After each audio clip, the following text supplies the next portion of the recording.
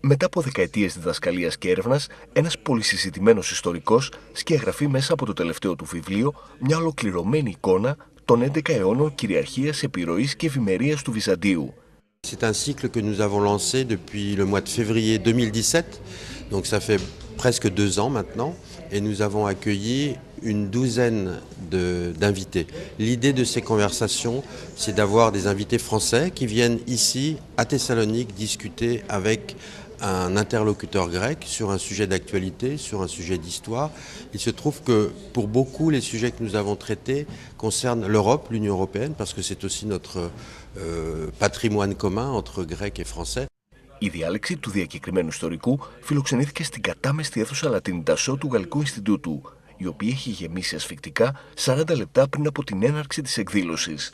Le sujet de la rencontre de ce soir est de dialoguer avec une de mes collègues de l'université Aristote de Thessalonique, avec qui j'ai l'habitude de travailler, de savoir pourquoi l'Empire byzantin a pu durer 11 siècles, et ce qui est très rare, et il n'y a pas d'autres exemples dans les empires européens.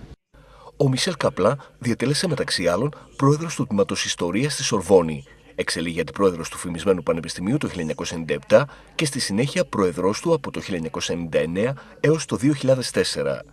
Je suis quand même dans un endroit, ici en Grèce, un peu privilégié pour ce plan-là, puisque évidemment Byzance est plus enseigné dans les écoles grecques qu'il est dans les écoles françaises.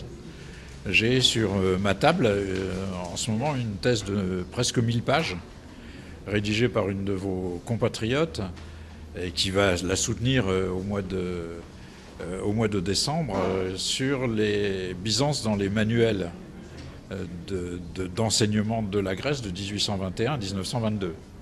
Alors malheureusement, je n'ai pas la suite, donc je ne sais pas ce qui s'est passé. Mais c'est sûr que dans les autres pays, on est obligé de se battre pour que ça continue à faire partie du programme.